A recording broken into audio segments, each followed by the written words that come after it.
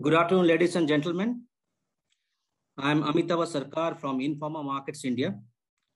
Welcome of you to the session titled Innovations, the Force RE Sector Thrives On. We have two presenters in this session, eminent presenters. First presenter is Sai Charan Kupuli, Technical Director, Jinko Solar Company Limited.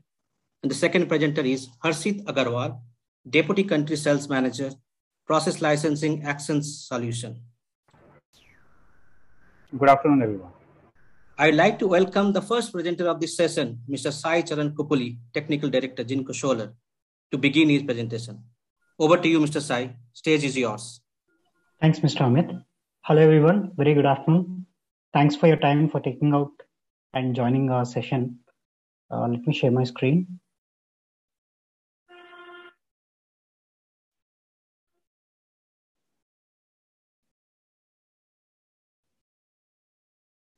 Hope you all can see my screen. So specific to today's presentation, it's more about the upcoming or what kind of exact PV solutions are going to be prevail for 2022 or for the existing left out period of 2021. If we just try to see this particular market of PV, it transformed within the last one and a half decade, starting with 110 wafer size onwards and then went on to 156 for majority of the time period. And then it moved to 158 as a kind of standard wafer size available in the entire PV segment, wherein which each and every module manufacturer used to provide with 158 as a kind of standard offering with all kinds of possible PV solutions in that particular sense. And then 158, after 158, if we just try to see within the last 8 to 12 quarters, we can find that after 158, the transformation has shifted towards 161, 163, 166, and now we can see there are only two wafers which are available, which is 182 and 210. And out of this, entire game is running behind the power class, which is more on the power density of the module, and the other aspect is more on the energy density of the module. So if we just try to see, taking these particular two metrics, power density and energy density, if we just try to figure out which particular module or which particular technology is going to prevail in the market for 2022. So more of, I'll try to concentrate more on this particular aspect within this particular session.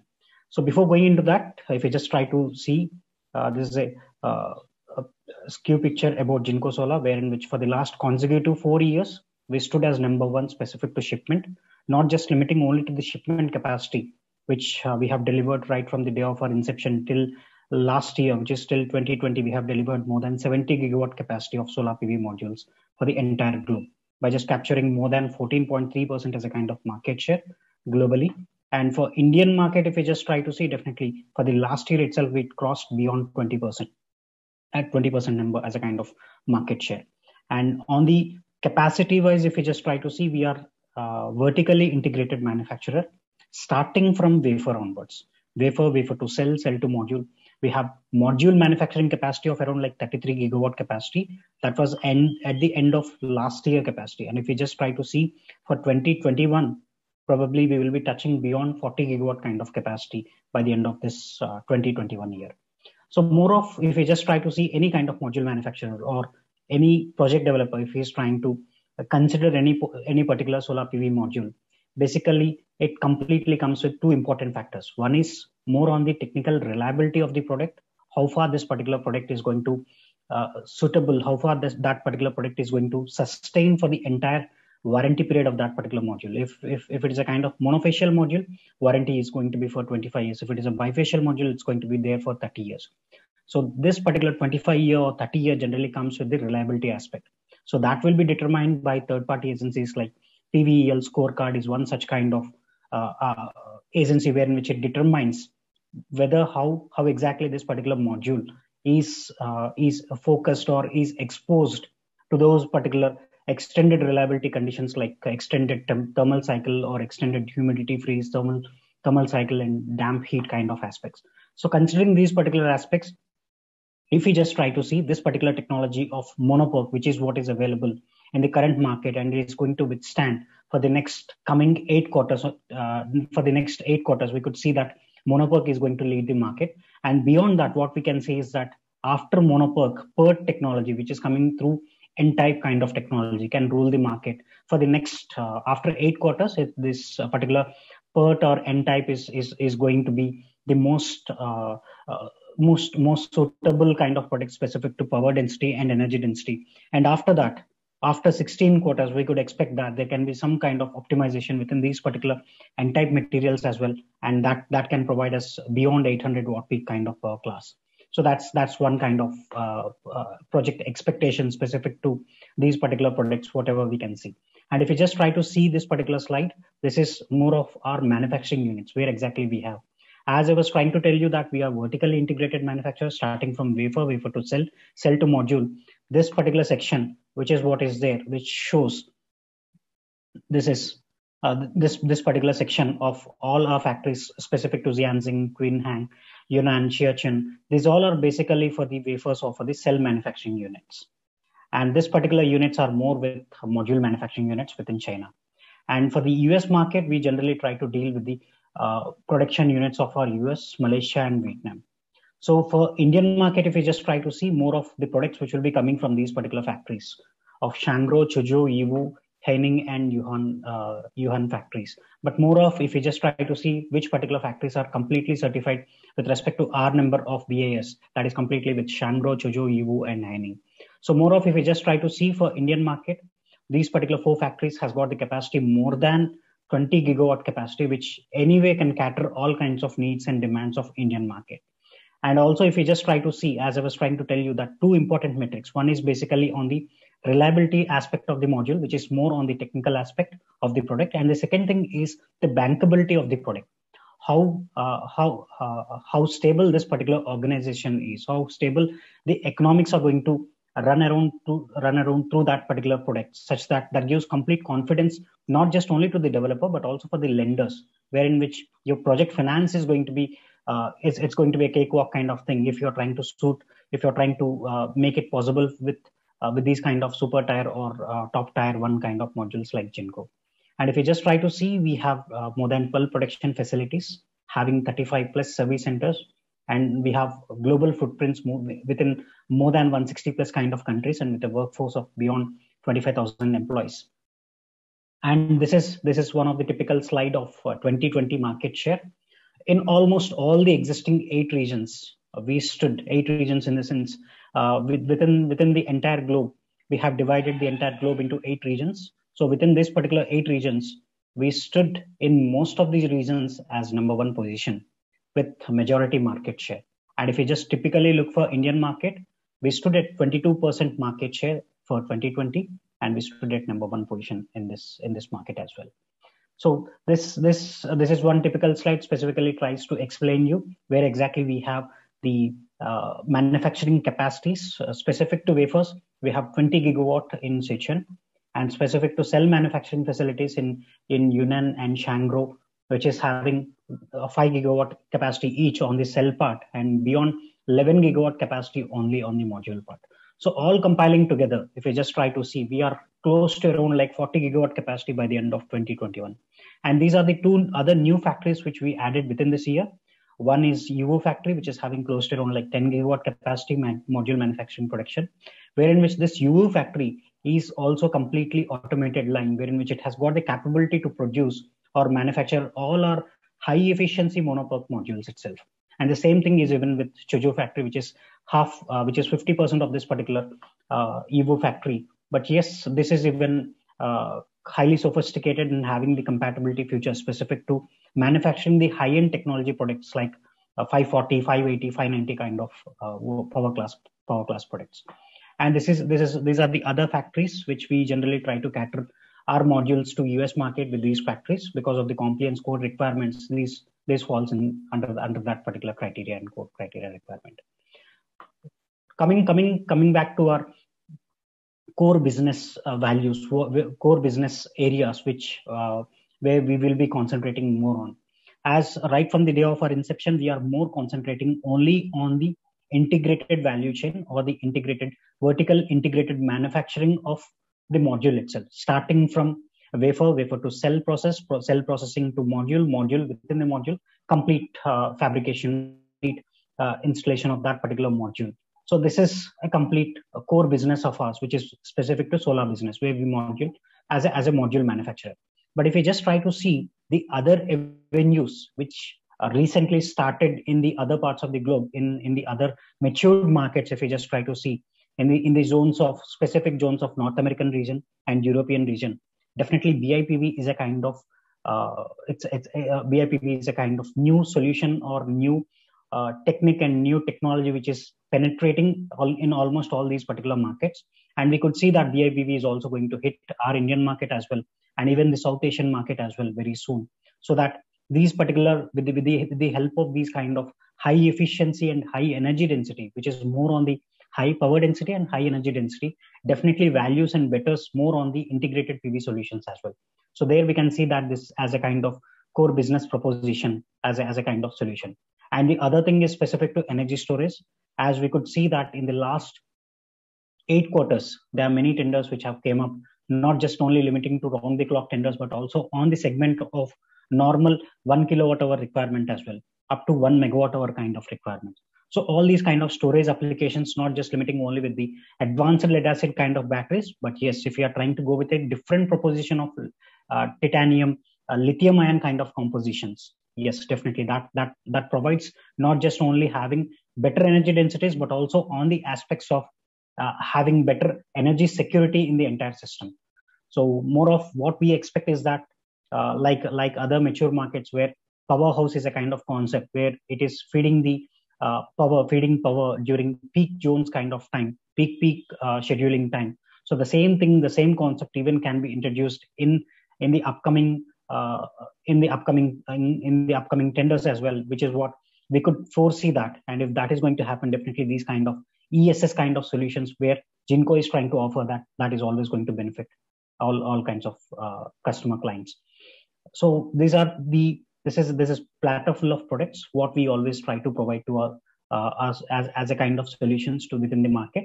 Now if we just try to see the market, earlier it was only 158.75 wafer size. Even within India, what we could see is that if someone is having a requirement of 400 to 410 watt peak kind of requirement, maybe 158.75 wafer size is a kind of direct option which is available with them. But believe me, 158.75 wafer size is no more going to exist in the market, and that is falling in the obsolete range of the product, which means it is no more going to be available. So the only wafer sizes which are going to be available in the market is 192 wafer size, 163.75 wafer size, 166, and 210.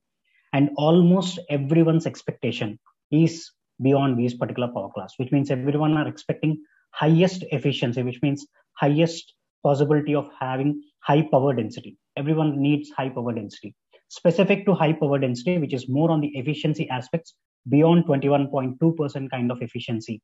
If you are trying to target for those kind of applications, and with higher power class, with 550 kind of or 545, 535 kind of power class, definitely Tiger Pro series of 72HC on the monofacial and also on the bifacial kind of products with Tiger Pro 72 BDVP are a kind of direct available solutions for this particular segment. And in future, if we just try to see beyond 21.13 or beyond 21.33%, we could see that 21.3%, 21.48%. This is basically with the N-type kind of technology. So this N-type technology now it is available only with 66 cell, but just going forward, what we can expect is that, and this is going to happen with 166 wafer size, and also with 163 wafer size. The moment if you are trying to target with 550 kind of power class with N-type, definitely this 550 can become 570 or 560 watt peak with better efficiency beyond 21.445% kind of thing, with 550 kind of power class or 560 kind of power class expectations with 182 wafer size. So all what I would like to say is that as of now, the market is having only 182 wafer size, which is having power class up to 550 watt peak in both monofacial and bifacial. And if you are trying to see lesser than this particular power class, the immediate option which is available is only Tiger series module, which is there with 163.75 wafer size, where the maximum power class which is going to be available is 475 watt peak. And this again comes in both monofacial and bifacial. It is having highest not just only highest power density, but also highest energy density is going to be there. The reason is that always with Tiger series, we try to go with tiling ribbon kind of technology. So tiling ribbon technology is nothing but it's going to have the reduced spacing between cell to cell. Just because of reduced spacing between cell to cell and usage of this particular tiling ribbon, absorption coefficients are going to be far better, and low irradiance loss is much lesser with low value of IEM factor as well. Altogether benefits in reducing the loss component and increasing the specific energy yield, which is why we can say that specific energy density of this particular Tiger series with 163.75 is always higher when compared with any of these particular products. So it's a kind of typical box column. What we can say is that if you have highest requirement specific to highest power density, better you should go with Tiger Pro series kind of module, where you can get up to 540, 545 kind of power class, up to 550. If you are having a specific energy density as a kind of core requirement, so then you should go with Tiger series kind of modules with 163.75 kind of thing, where your efficiency is also a bit better and also highest energy density can be achieved. So altogether, if you are having specific requirement with N-type, maybe within this year or during mid of next year, you can expect that this particular N-type series module, not just only limiting with 410 watt peak kind of modules power class, but also up to 550, 560 kind of power class can be expected, maybe down the line after 6 quarters kind of expectation, or 4 quarters. After 4 quarters, we can expect that. So basically, this particular Tiger Pro 54 or Tiger N-type of 66, this generally comes with for the distributed generation kind of market, where in which the residential segment in European region and North American region and Australian region, normally they try to go with these kind of power class for this particular module power class and module kind of series. But for our market, if we just try to see, our complete concentration generally will be lying with this particular Tiger 78, which is Tiger series module with 78 number of cells. Maximum power class is up to 475 with both monofacial and bifacial. Similarly, with Tiger Pro series with 192 wafer size with 72 HC kind of module, maximum power class up to 550 watt peak on the monofacial, and with bifacial, it's going to be 5 watt peak lesser, which is what is there as 545 watt peak. And still, if you want to touch up to 600 watt peak, the same Tiger Pro series with 78 cell module can even touch up to 600 watt peak. That is even possible. And these are the particular products which we are trying to use in our utility scale segment and all kinds of greenfield solutions. And different solutions, if we just try to see, solar plus energy storage is one possible kind of solution, which is what we could see now.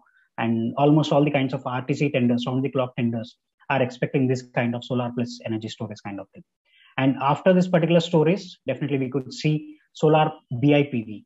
BIPV is a kind of integrated application wherein which it started penetrating as a kind of new income generator specific to the new tenders, whichever has been noticed in the other matured markets. Solar pumping is already there and solar communication is also already there, but we are supporting in the other regions.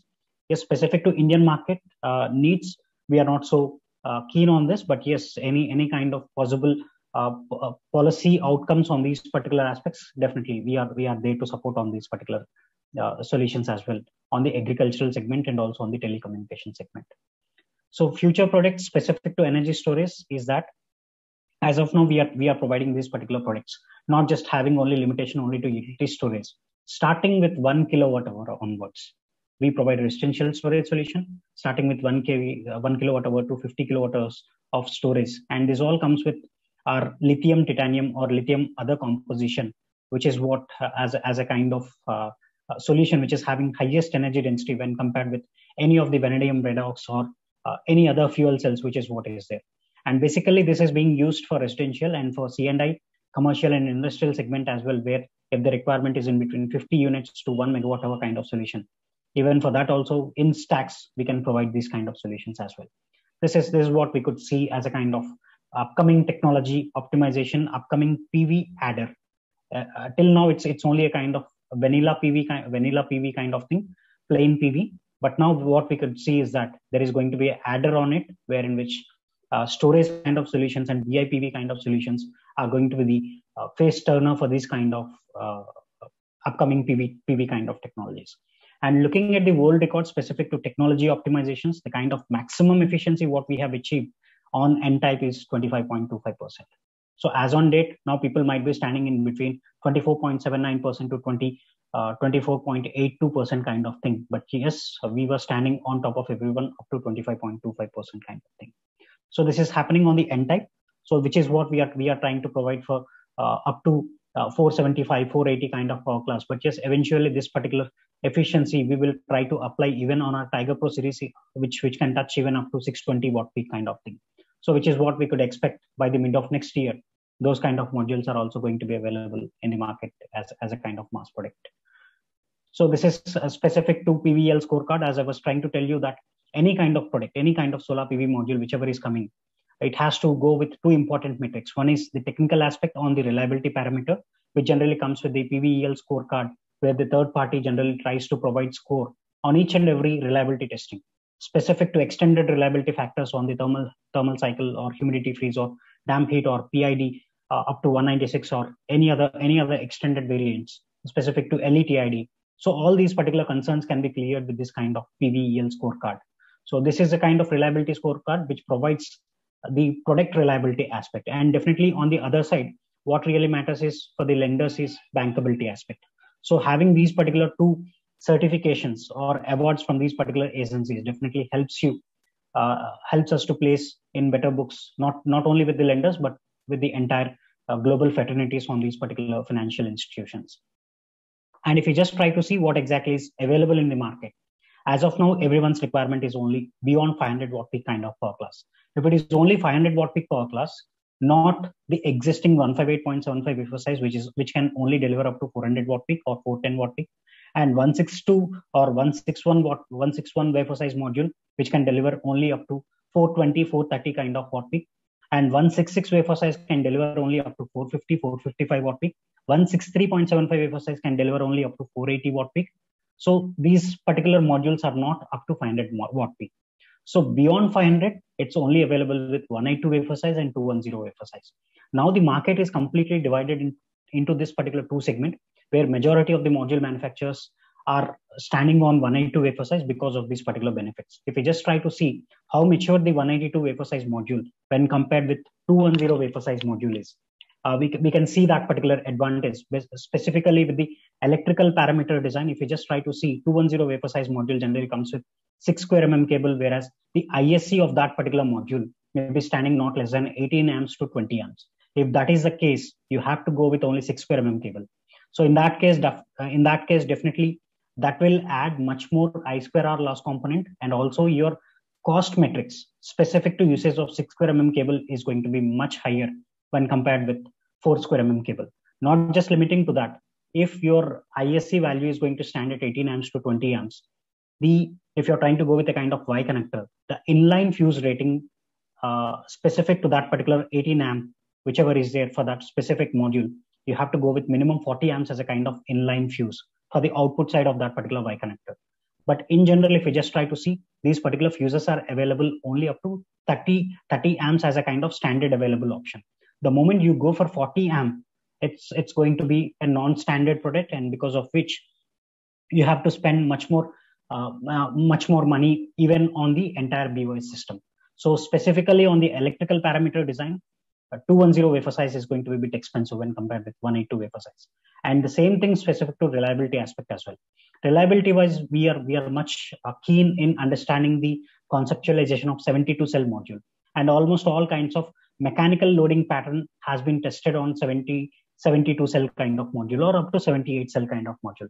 Whereas this particular 210 wafer size module is not having that particular feature, and it is much bigger module, wherein which the existing ecosystem is not supporting 210 wafer size immediately, which means 210 wafer size module can enter the market segment and can penetrate very quickly, but that's going to take a bit not less than 8 quarters to 10 quarters timeline for that to penetrate as a kind of better solution when compared with the existing 182 wafer size. Optimizing the existing ecosystem parameters or existing ecosystem material, if you just try to see that 182 fits in most of the boxes, and that provides the least possibly BOS, and it can provide you the least possible levelized cost of energy when compared with 210 wafer size kind of modules, which is why compatibility is a major important factor. We could see that 182 is compatible with most of the ecosystem providers, whereas 210 has to be customized for most of the aspects, not just only limiting to the electrical parameter design, but also on the mechanical aspects also as well, that has to be designed accordingly. And specific to module transportation and installation, just due to the size constraint, 210 is having a constraint specific to packaging as well, and the same kind of transportation mechanism cannot be implemented with 210.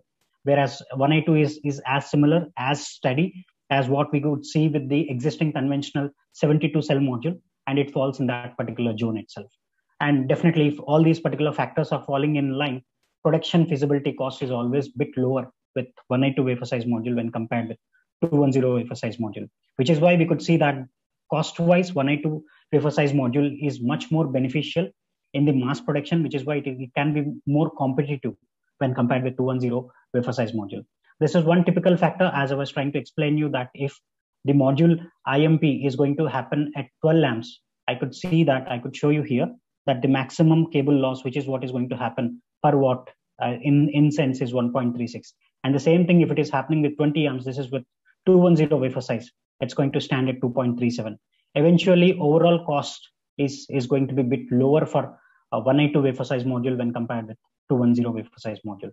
This is a typical example which has been taken for bifacial module.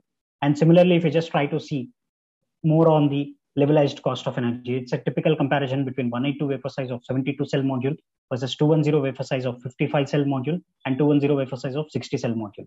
So comparing these particular benefits, if you just try to plot the existing cost composition by considering the cable cost, plus module working temperature, altogether, LCOE is going to fall a bit lower with 182 72 cell module when compared with 210 wafer size module of 55, either with 55 or with 60 cell kind of module.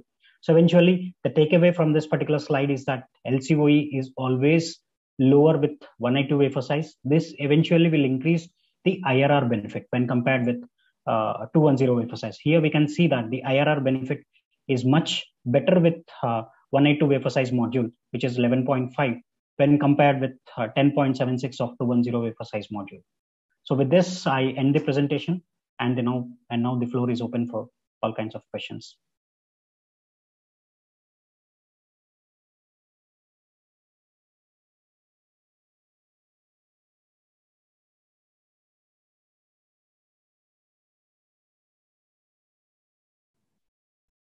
Thanks a lot, Sai. It was very elaborative and extensive presentation.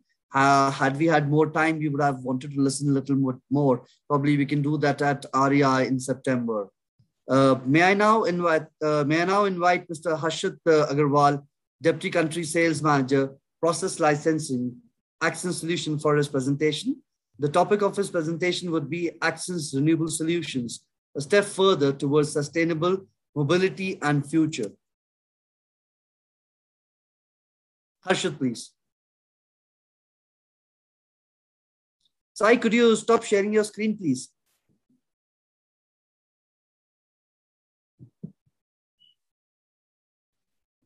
I stopped the screen. Okay, thanks, Sai. Harshit, could you? Thanks.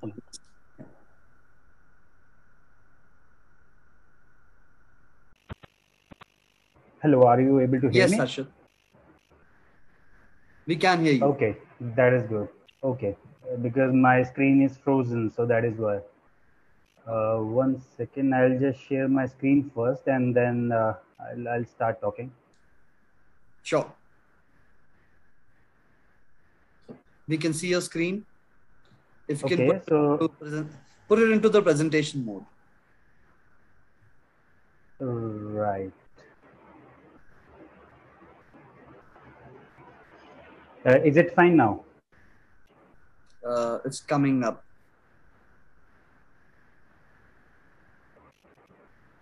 Have you clicked onto the presentation mode? Yes, I did. Okay. How's the internet connection at your end? Could you switch off your camera? Yes, I'll try to do that. Give me a second. Switch off your camera. Yeah. Switch off your camera.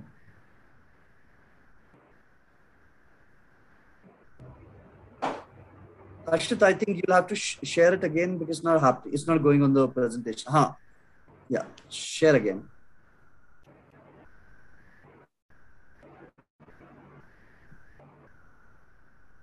So, are you able to uh, see something? yeah, we can see your presentation. If you can put it onto full mode. Yeah, viewers mode. Okay, okay. So let me know, just one more thing. Let me know if slides are changing. Not yet. Not yet, because I'm changing my slides. Okay, we can't see that. Okay. Yeah, now the slides are changing. It's on slide 6 now. Yes, yes, it's changing. Okay, let me do this way, I guess, because I think in the full screen you are not able to see the slide change. That's Perfect. what I. Perfect. Okay. So all the best to you. The stage is yours for those another 15-20 minutes. Okay, sure. So thank you very much, and hello and welcome everyone to third edition of Renewable Energy India E-Expo. Where today I will take you through the world of biofuels, and I'm Harshit Agarwal, Sales Manager at Axens, and I'll be sharing insight on this topic, which is waste to wealth, synthetic fuels. Well, it is a field which is quite dynamic. It is changing quite rapidly in last 5 or 6 years or so. I mean, who would have thought that 5 years ago that we would be talking about sustainable aviation fuel, renewable diesel, renewable LPG, ethanol, hydrogen, e-methanol, all these things in 2021. So the gradual shift in the market of fuel is quite sharp. And so that is the intention to take you through, all these, through all these topics during this discussion. And where I would like to show you where the industry is going in totality and what will be the opportunities that will be there in this market. Moving to the next slide. Okay, so before I do that, let me say a couple of words about Axens. I'll not take too much time, I promise. So on the right side of it, you can see Axens is active in majorly 5 areas. Two of them are oil and refining and petrochemicals, which is our core business. And the last three, which is gases, alternative and renewable, which we'll talk today, and water solutions have been developed over the course of period through acquisitions and collaborations. I don't know if you already know about Axens, but Axens is a subsidiary of IFP, which is Institute of French Petroleum, which is one of the most prominent R&D institution in the world. Axens has been an established player not only in India but also around the world, and have been providing their solution and services to all major clients and partners. On the left side of the slide, we have indicated some numbers just to highlight the credentials of Axens in this area. Just to confirm, are you able to see my third slide? I'm on slide number 3.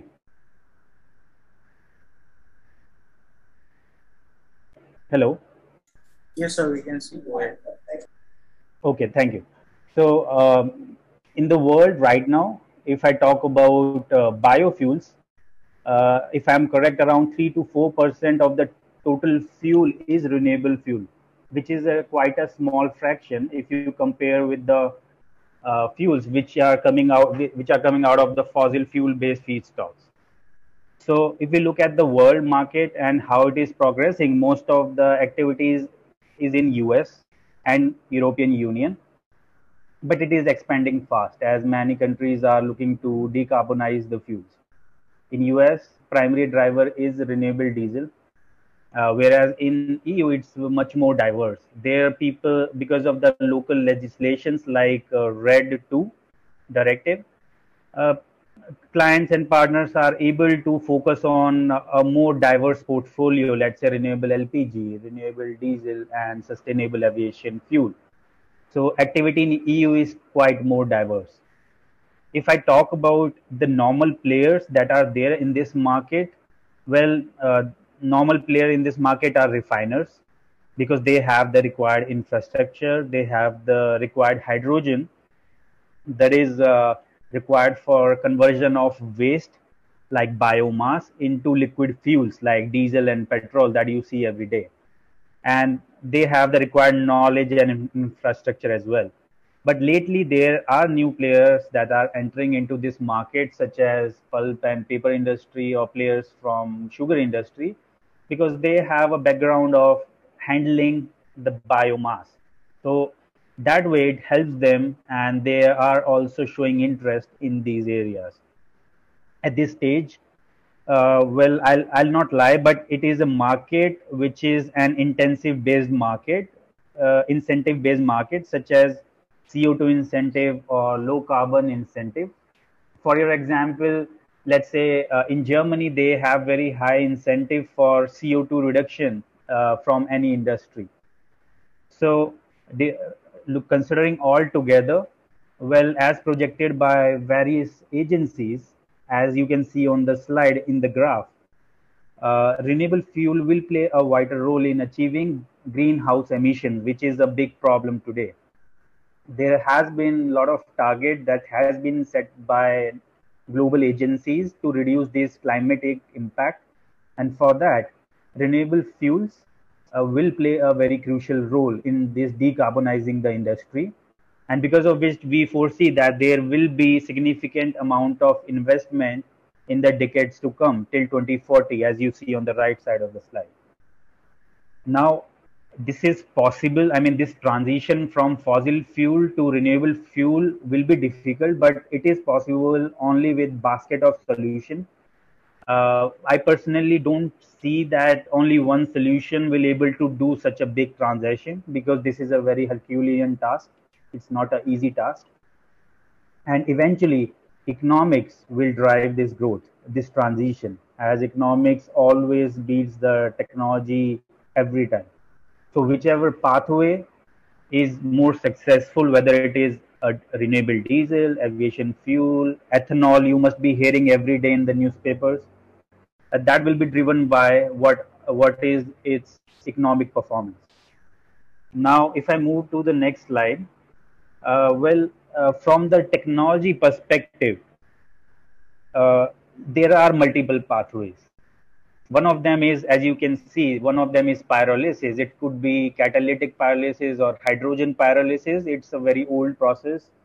Other pathways such as Fischer-Tropsch gasification, enzyme hydrolysis, these pathways are there, but technology has its own price. Each pathway has its own price, and in terms of capex and opex. So whichever is the most economical one will eventually survive.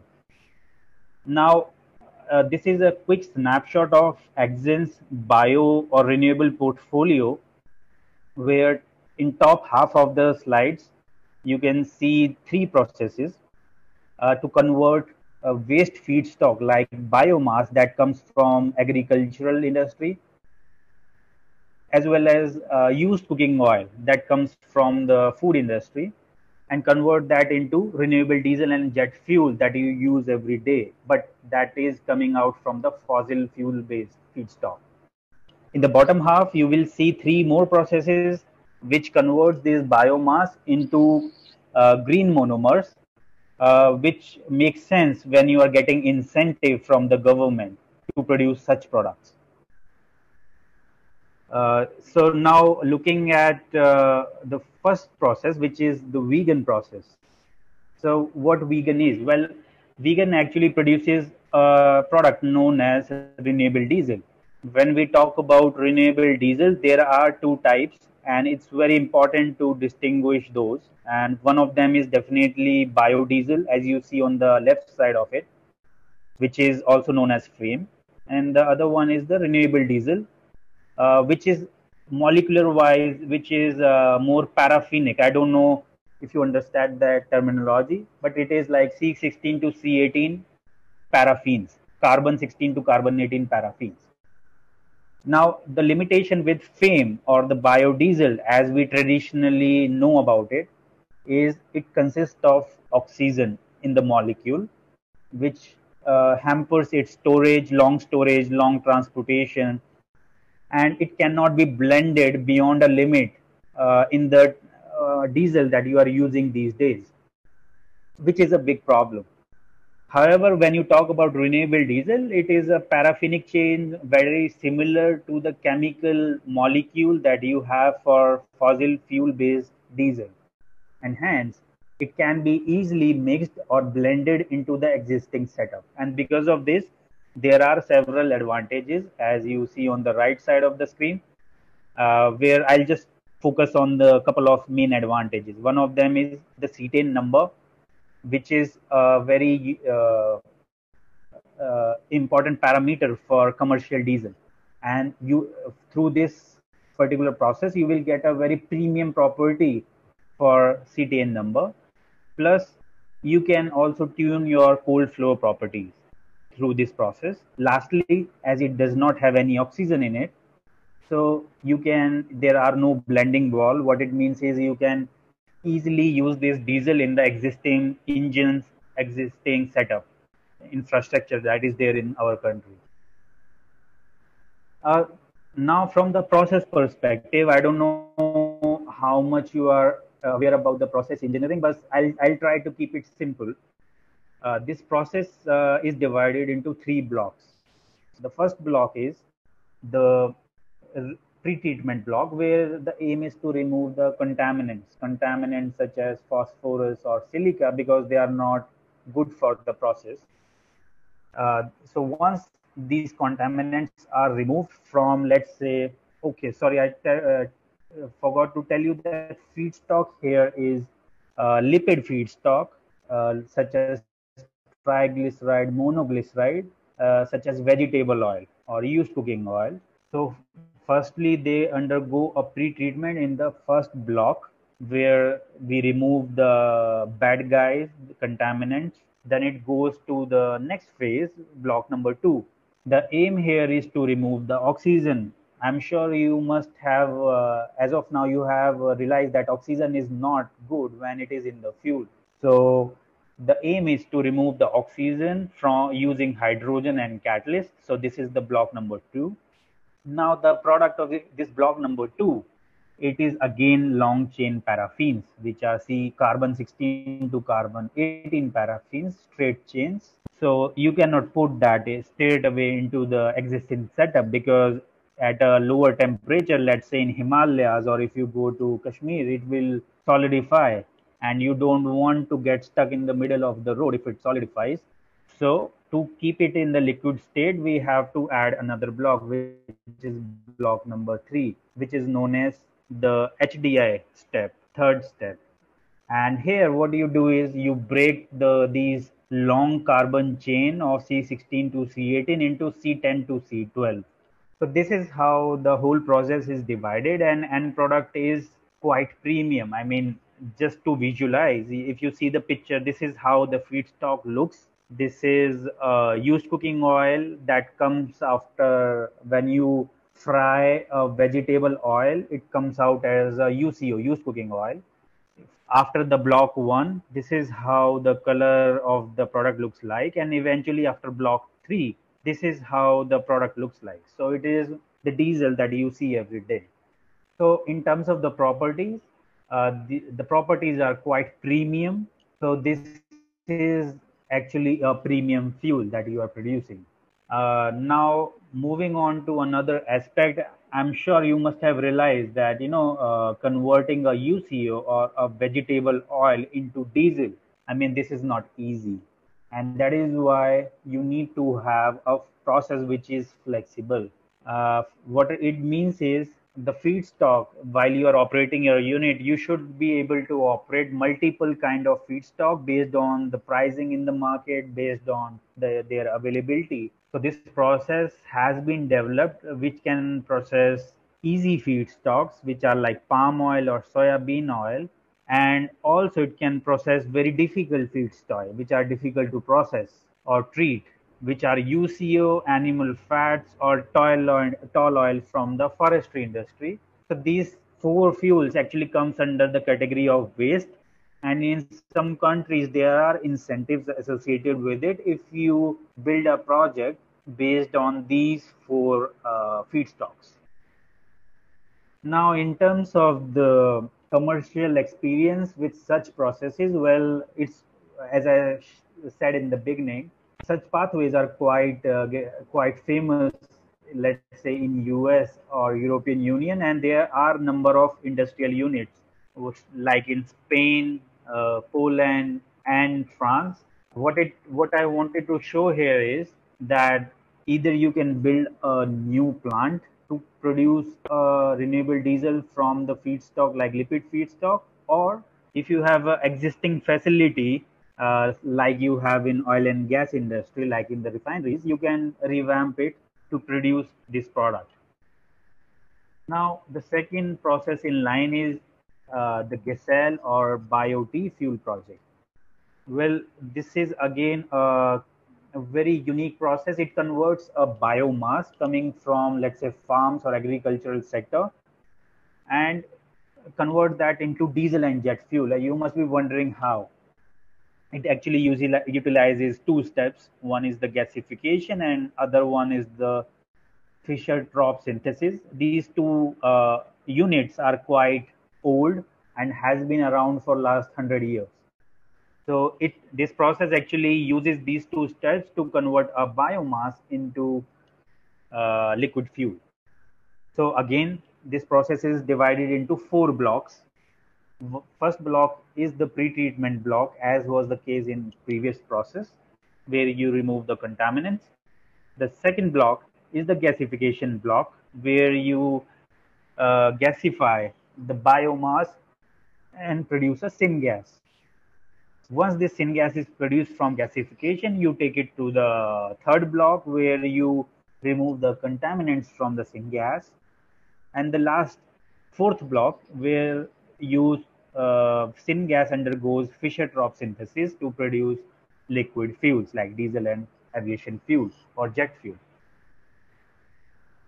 The aim of this slide is to show you that this is again a very flexible and adaptable process, because when I say that, I mean it because it can process different kind of feedstocks such as biomass.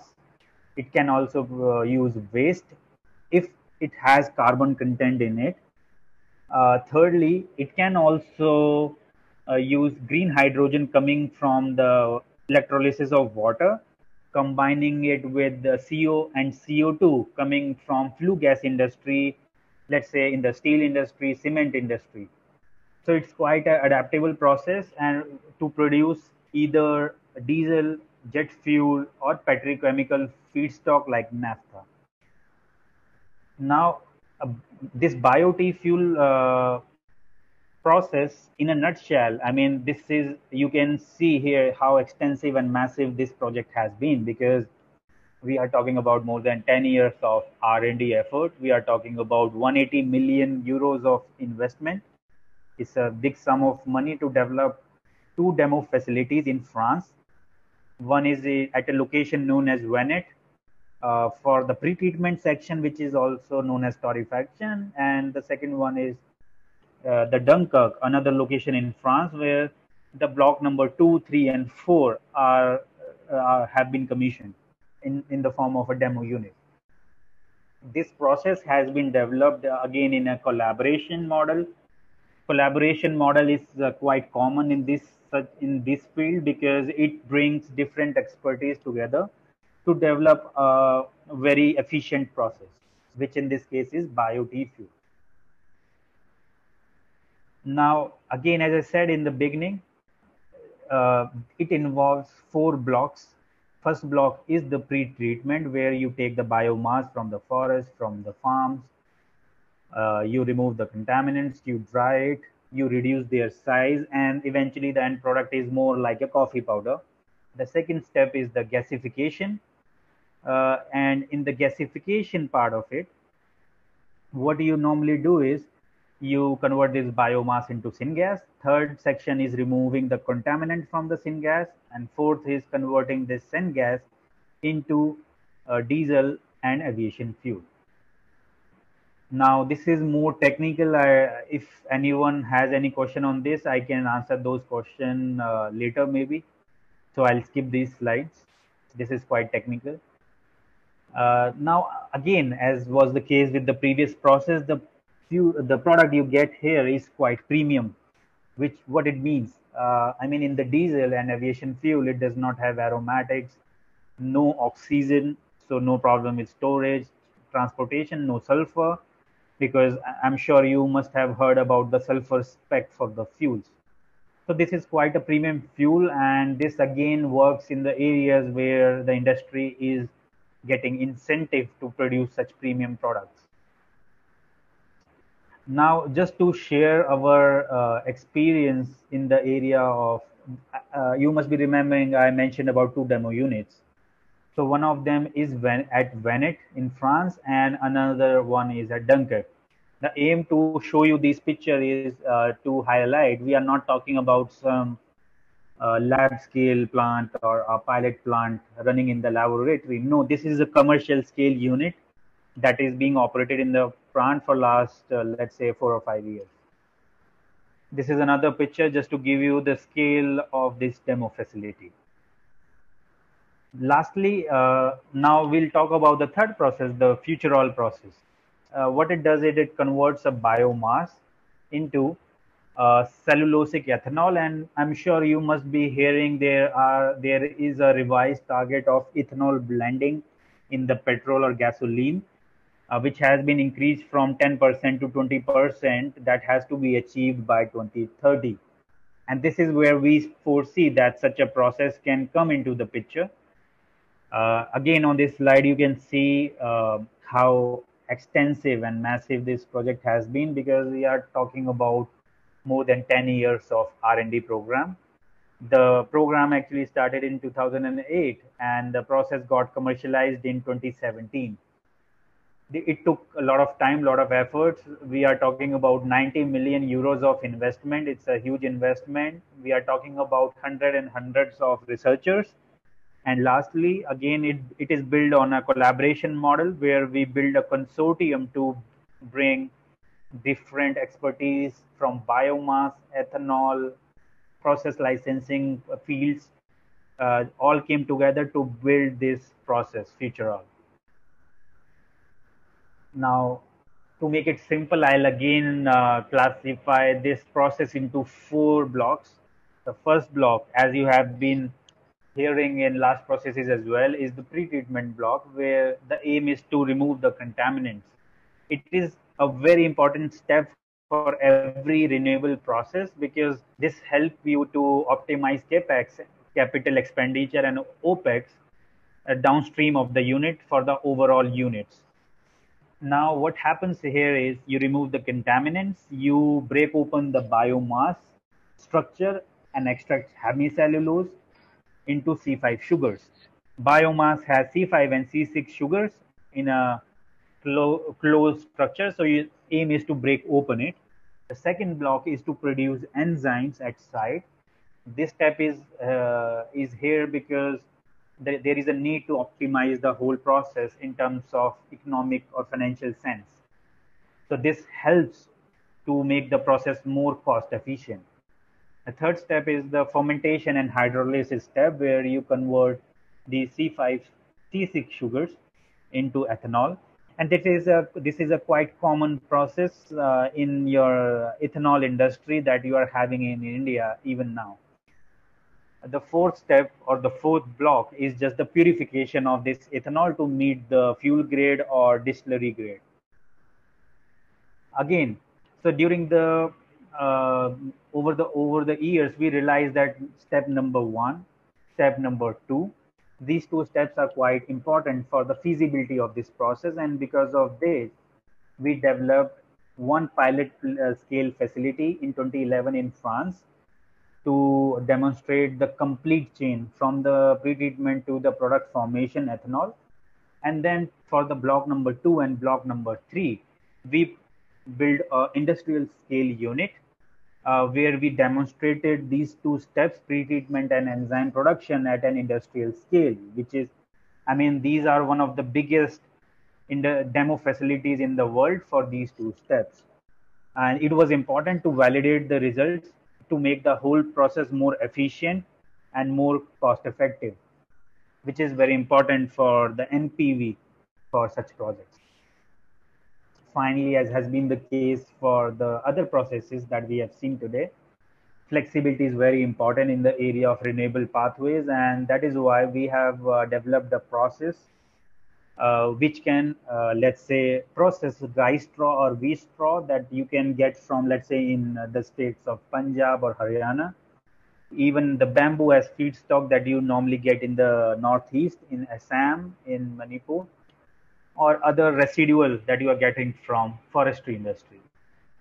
Lastly, this is a commercialized process, and one of the recent reference is being designed in Croatia, for a reference in Croatia.